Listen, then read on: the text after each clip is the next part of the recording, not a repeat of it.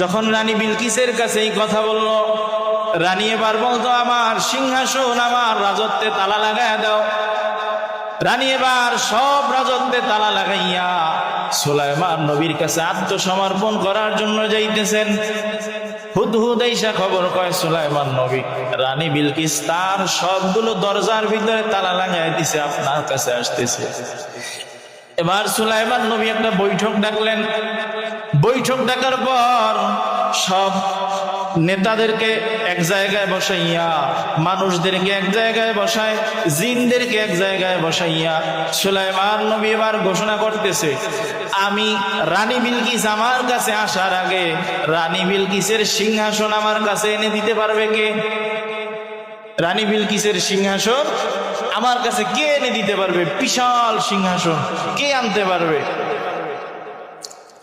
এবার তাদের ভিতর থেকে একজন দাঁড়াইল, ক্বালা ইফরিতুম মিনাল জিন, একজন জিন, ইফরিত নামক একজন জিন, আনা আতিকা বিহি ক্বাবলা আন তাকুমা মিন মাকামিক। জিন দাঁড়াইয়া বলতেছে, নবী সুলাইমান আমি পারবো, আমি পারবো। এবার সুলাইমান নবী বলতেছেন কত সময় লাগবে? জিন বলতেছে আপনি যে বৈঠকে বসছেন, যেই সিংহাসনে বসছেন, এখান থেকে উঠতে যত সময় এত সময়ের ভিতরে এনে দিব। বসার থেকে দাঁড়াবে এই সময়ের ভিতরে রানী বিলকিসের 7 তলা সিংহাসন আপনার কাছে এনে দিব। বেশি সময় বলছে, অল্প সময় না? সুলাইমান নবী বলতেছে হবে না। কি বলতেছে? হবে না। এই আমার কাছে সারা বিশ্বের ক্ষমতা, পুরা পৃথিবীর ক্ষমতা, তুমি আমার এত সময়ের ভিতরে আনবা, এটা তো হবে না। আরো কম সময় কে পারবে? বসার থেকে দাঁড়ানোর সময়, এই সময়ের ভিতরে এনে দিবে কে? কে আনবে? জিন। এখন তাদের ভিতর থেকে একজন মানুষ দাঁড়ায় গেছে, ক্বালাল্লাযী ইনদাহু ইলমুম মিনাল কিতাব, একজন আলেম দাঁড়ায় গেছে। কে দাঁড়াইছে? একজন আলেম দাঁড়ায় গেছে যার ভিতরে ছিল কিতাবের ইলম। তিনি দাঁড়ায় বলতেছে, পয়গম্বর সুলাইমান আমি পারবো আপনার কাছে বিলকিসের সিংহাসন সংরক্ষিত অবস্থায় এনে দিব। সুলাইমান নবী বলে টাইম কতক্ষণ? বলে আপনার চোখের পলক ফেলতে দেরি, সিংহাসন আপনার সামনে আসতে দেরি হবে না। এবার এই লোক সিংহাসন সুলাইমান নবীর কাছে হাজির করলো। আল্লাহ তাআলা সুলাইমান নবীর রাজত্বের ভিতরে একজন পানি মন্ত্রী দিয়েছে। কি মন্ত্রী? পানি মন্ত্রী। পানি মন্ত্রী একজন পাখি। কি? একজন পাখি, পানি মন্ত্রী। এত মানুষ, এদেরকে দায়িত্ব দেয় নাই, জিনদেরকেও না, একটা পাখিকে আল্লাহ পানির দায়িত্ব দিলেন। পাখিটার নাম কোরআনুল কারীমে আসছে হুদহুদ পাখি। কি পাখি? হুদহুদ। সুলাইমান নবীর এখন পানির প্রয়োজন। সুলাইমান নবী ডাকতেছে, হুদহুদ কোথায়? হুদহুদকে দেখা যায় না। এবার সুলাইমান নবী রাগ হয়ে গেলেন, পানি নাই। হুদহুদের কি গুণ? হুদহুদকে আল্লাহ তাআলা এমন শক্তি দিয়েছেন, এমন ক্ষমতা দিয়েছেন, হুদহুদ যদি কোনো মাটির দিকে তাকায় বলতে পারে কত দূরে পানি আছে। মাটির নিচে কোথায় পানি আছে হুদহুদ চাইলে কি করে বলতে পারে। ইবনে আব্বাস রাদিয়াল্লাহু তাআলা আনহু বলেন, এই হুদহুদ পাখিটা এমন পাখি যে সে উপরের জমিনে তেমন কিছু দেখে না, আকাশে উঠতে গিয়া জালে বন্দী হয়ে যায়, ফাঁদে বন্দী হয়ে যায়, সেটা ভালো চোখে দেখে না। কিন্তু জমিনের নিচে কি আছে সেটা সে বুঝতে পারে। জমিনের নিচে পানি থাকলে সেটা সে বলে দিতে পারে। হুদহুদ জমিনের দিকে তাকাইয়া যখন বলে এখানে পানি আছে, সুলাইমান নবী জিনকে আদেশ করে, জিন মাটি খনন করে পানি উঠায় দেয়। মাটি খনন করে পানি উঠায় দেয়। এখন তো পানি উঠানোর জন্য কত অত্যাধুনিক পদ্ধতি আমাদের কাছে আছে, তখন তার এটা ছিল না। মাটির ভিতর থেকে পানি উঠানো লাগতো। হুদহুদ বলতো এখানে পানি আছে, জিনেরা মাটি খনন করতো অল্প সময়, সেখান থেকে কি করতো পানি নিত। এবার সুলাইমান নবী বলতেছে আমার সময় হয়ে গেছে পানির জন্য। হুদহুদ কোথায়? হুদহুদকে দেখা যায় না। আরেক পাখিকে সুলাইমান নবী উপদেষ্টা এক পাখিকে পাঠাইলেন, শকুন। কি? শকুন। শকুনকে পাঠাইলেন, দেখো কোথায়। শকুনের নজর বড় তীক্ষ্ণ নজর। শকুন উপরের দিকে উঠে চারিদিকে তাকায়, দেখে কোথাও হুদহুদকে দেখা যায় না। এবার খুঁজতে খুঁজতে হুদহুদকে বের করলো। হুদহুদকে বের করার পর গিয়ে বলতেছে, হুদহুদ, সুলাইমান নবী তোমার উপরে আদেশ জারি করছে। কি আদেশ? লাউআযিবান্নাহু আযাবান শাদীদা। যখন হুদহুদ আসবে আমি কঠিন শাস্তি দিব হুদহুদকে। সুলাইমান নবী বলতেছে লাউআযিবান্নাহু আযাবান শাদীদা, হুদহুদকে কঠিন শাস্তি দেওয়া হবে।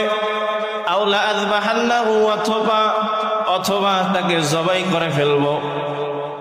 হয় তাকে কঠিন শাস্তি দিব অথবা তাকে জবাই করে ফেলবো। আও লায়াতিয়ান্নী বিসুলতানিম মুবিন, সে যদি বাঁচতে চায়, অথবা সে যদি বাঁচতে চায়, সে এমন কোন কারণ আমার কাছে দর্শাবে যাতে সে নিরপরাধ প্রমাণ হয়। সে যে কোনো দোষ করে নাই, অনুপস্থিত যে সে আছে, এটা যে সে কোনো দোষ করে নাই, এটা যেন সে প্রমাণ করে। যদি সে প্রমাণ করতে পারে, উপযুক্ত কোনো প্রমাণ দিতে পারে, তাহলে তাকে মাফ করা হবে। এবার শকুন হুদহুদকে পাইয়া হুদহুদকে এবার থ্রেট দিতেছে, এই হুদহুদ কই গেছিলি? সুলাইমান নবী তোর উপরে রাগ হয়ে আছে। সুলাইমান নবী শাস্তির অর্ডার দিয়া দিছে, তোরে পাইলে সুলাইমান নবী জবেহ করে ফেলবে অথবা কঠিন শাস্তি দিবে। কঠিন শাস্তি কি? তোর হাত পা ভেঙে ফেলবে, তোর পাখা ছিঁড়ে ফেলবে, পা গুলো ভেঙে ফেলবে, অথবা তোকে জবাই করে ফেলবে। এবার হুদহুদ বলতেছে, কোন কারণ বলছে? আমার মাফ পাওয়ার জন্য কোন পদ্ধতি বলছে? কোন শর্ত লাগাইছে নি? বলে হ্যাঁ শর্ত লাগাইছে। বলে কি? আউলায়াতিয়ান্নী বিসুলতানিম মুবিন, এমন এক শর্ত লাগাইছে, তুমি যদি উপযুক্ত কোনো কারণ দেখাইতে পারো তবেই তুমি মাফ পাবা। এবার হুদহুদ বলতেছে ঠিক আছে চলো। সুলাইমান নবীর কাছে হুদহুদ গেল। হুদহুদ গিয়ে এবার সুলাইমান নবীর কাছাকাছি যায় না, দূর থেকে বলতেছে, নবী সুলাইমান, আমি এমন একটা সংবাদ আপনার কাছে আনলাম। فمكث غير بعيد فقال أحطت بما لم تحط به وجئتك من سبأ بنبأ يقين। এবার হুদহুদ বলতেছে, আমি এমন এক সংবাদ আমি আপনার কাছে আনলাম, এমন এক বিষয় আমি জানলাম যা আপনি নবী হইয়াও জানেন না। পাখি বলতেছে কি? এমন এক সংবাদ আমি জানলাম, এমন এক সংবাদ আমি জেনে আসলাম যা আপনি নবী হইয়াও জানেন না। এখন বলতে পারেন, আল্লাহ তাআলা যেই নবীকে পুরা বিশ্বের জন্য ক্ষমতাধর বানাইলেন, সারা পৃথিবীর জন্য ক্ষমতা দিলেন, এই নবী কেন জানে না? এর এক নাম্বার জবাব হলো, নবীরা গায়েব জানে না। নবীরা গায়েব জানে না। গায়েব কি? বলে অদৃশ্য বিষয়, না দেখা বিষয়, পঞ্চ ইন্দ্রিয় দ্বারা যাকে অনুভব করা যায় না, দেখা যায় না, বোঝা যায় না, এই বিষয়গুলো দুনিয়ার কোনো মানুষ জানে না। জানে কে? গায়েবের মালিক কে? কুল লা ইয়ালামু মান ফিস সামাওয়াতি ওয়াল আরদিল গায়বা ইল্লাল্লাহ। হে নবী, আপনি জানা দেন আসমান জমিনের বাসিন্দারা কেউ গায়েব জানে না। গায়েবের মালিক একমাত্র কে? আল্লাহ তাআলা ছাড়া কেউ গায়েবের খবর জানে না। কিন্তু আমাদের দেশে একদল ভণ্ড আছে, বলে আল্লাহ যেমন গায়েব জানে, আমাদের নবীও তেমন গায়েব জানে। আল্লাহ যেমন গায়েব জানে, নবীও তেমন গায়েব জানে আমাদের দেশে কতিপয় এক দল ভণ্ডদের কথা। যদি নবীকে গাইবের মালিক বলা হয়, কোরআনের বিরোধিতা হয় কি হয় না? কোরআনের বিরুদ্ধে হয় কি হয় না? আল্লাহ বলতেছেন, কুল নবী বলে দেন, লা ইয়ালামু, কেউ জানে না, মান ফিস সামাওয়াতি ওয়াল আরদ, আসমান জমিনের বাসিন্দারা কেউ জানে না গায়ব, কেউ জানে না গায়ব, কেউ জানে না। কে জানে? ইল্লাল্লাহ, একমাত্র আল্লাহ জানে। আল্লাহ বলে কোরআনে, আমি ছাড়া কেউ জানে না। আসমানের বাসিন্দারাও জানে না, জমিনের বাসিন্দারাও জানে না। আসমানের বাসিন্দা কারা? ফেরেশতারা। জমিনের বাসিন্দা কারা? মানুষ, জিন, নবী রাসূল, সাহাবায়ে কেরাম, ওলিয়া উলিয়ায়ে কেরাম। কেউ গায়েব জানে না। গায়েব জানে কে? নবী জমিনের বাসিন্দা। নবী কি জমিনের বাসিন্দা নি? তো আল্লাহর কথার ভিতরে নবী আসেনি? আছে। তো নবীর কথা কি বলছে? গায়েব জানে বলছে না জানে না বলছে? জানে না। কেউ যদি বলে নবীও গায়েব জানে, তো আল্লাহর কথার বিরুদ্ধে হয় কিনা? হয়। বোঝা গেছে? আছে অনেক টুপিওয়ালা কইব নবীও গায়েব। নবীরে বেশি ভালোবাসতে যাইয়া, বেশি মহব্বত করতে যাইয়া নবীরে গায়েবের মালিক বানায়। বোঝা গেছে? এটা তারা তো আর এটা বুঝে বলে না, না বুঝেই বলে। নবীর সম্মান বাড়াইতে গিয়া আল্লাহর সাথে, আল্লাহর গুণের সাথে নবীকে মিশিয়ে ফেলে। তাদের উদ্দেশ্য নবীর সম্মান, কিন্তু এটা নবীর সম্মান হয়।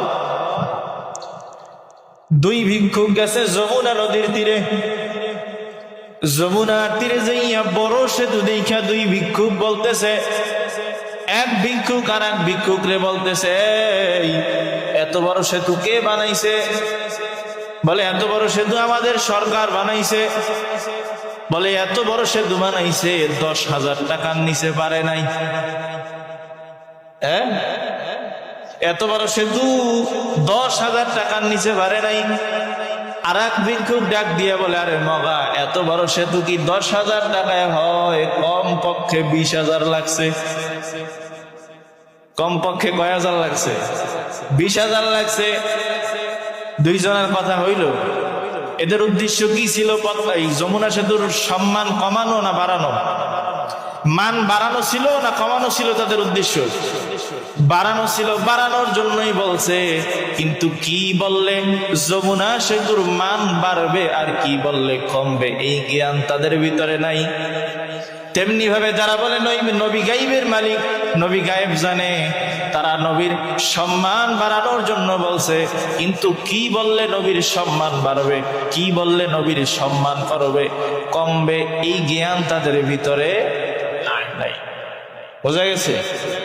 এজন্য রসুলের অনুসরণ, রসুলের মর্যাদা, রসুলের সম্মানের কথা বলতে হবে, কিন্তু সেটা ইসলামের গণ্ডির ভিতরে। আল্লাহ নবী বলেন, উম্মতের দল, ঈসা নবীর উম্মতেরা ঈসা নবীকে সম্মান করতে করতে আল্লাহর সন্তান বানায় ফেলছে, আল্লাহর অংশীদার বানায় ফেলছে। কিন্তু না না, তোমরা আমাকে এমন সম্মান করিও না যাতে আমি আল্লাহর সমপর্যায়ে চলে যাই। দুনিয়ার সব নবীদের সম্মান দুনিয়ার মানুষের থেকে দামি। সব নবীরা দুনিয়ার মানুষের থেকে সম্মানের দিক দিয়ে, গুণের দিক দিয়া সব মানুষের থেকে নবীরা উপরে। আর সব নবীদের গুণ, সব নবীদের সম্মান আমার আল্লাহ তাআলার নিচে। নবীরা সম্মানিত হবে আল্লাহর থেকে বেশি না। বোঝা গেছে? এই মাপকাঠি। আল্লাহর কোন গুণের সাথে দুনিয়ার কোন নবীর গুণ মিশানো যাবে? গায়েব কার গুণ?